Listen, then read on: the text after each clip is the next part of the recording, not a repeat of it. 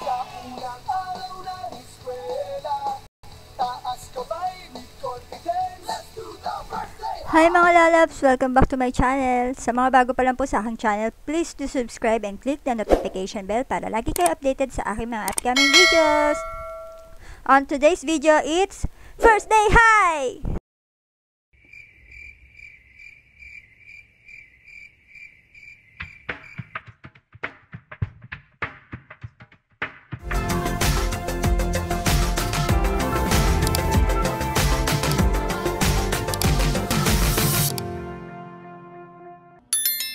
Panaginip lang pala, kaya pala ang hagado na naitsura ko dun, high school pa lang.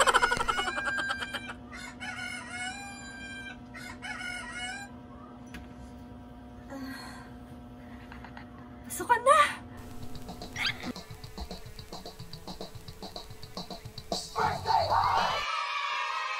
Nasasabik sa unang araw ng eskwela. Taas kamay with confidence. Let's do Yung bulsa mo malalim. Sa bulsa mo lalagay. Layo na pala ni Daddy.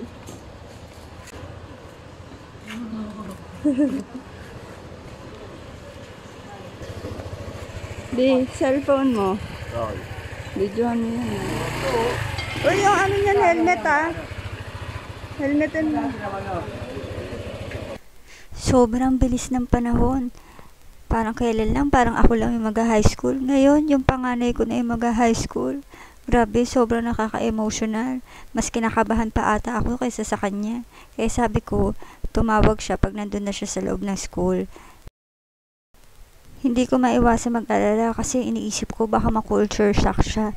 Kasi nanggaling siya sa private school na ang konti ng estudyante at ngayon napakarami ng kaklase niya. Nakakakaba para sa kanya pero alam ko kayang-kaya niya yan.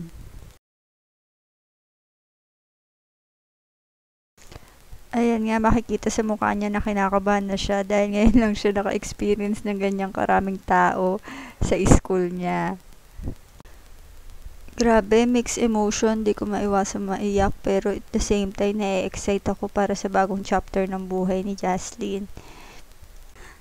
Ate Jazz, alam ko sobrang maninibago ka sa bagong chapter ng buhay mo. Enjoyin mo lang yung high school life mo. At syempre maging wise ka sa mga decision na gagawin mo. At praying na makatagpo ka ng mga totoo at mabuting kaibigan na kasama mo sa journey na makakasama mo sa journey na. At syempre nandito lang din kami ni Daddy para parati kang i-guide at i-support ka sa mga gusto mong gawin. Napakabilis ng panahon, parang kahapon lang nagpe-prepare kami ng first day of school ni Jaslyn bilang nursery. Ngayon high school na siya. Nakakamiss yung mga panahon na gusto nila parati mo silang karga. Ngayon, hindi mo na sila mabubuhat dahil konti na lang. Magkasing bigat na kayo at magkasing tangkad na rin kayo. Habang ginagawa ko tong video na to, hindi ko maiwasan maging emosyonal. Kasi ang lalaki na ng mga babies ko. Darating ang panahon na hindi na nila ako kailangan. Dadating ang panahon na gagawa na sila ng mga sarili nilang desisyon. Kaya ngayon, habang bata pa sila, enjoyin lang natin sila at gumawa tayo ng maraming masasayang memories kasama sila. Kasi hindi natin namamalayan na ang bilis lang pala nila lumaki. Magugulat ka na lang pag dilat mo, mga dilag at binata na sila. Kaya sa mga magulang dyan, always make time for your kids.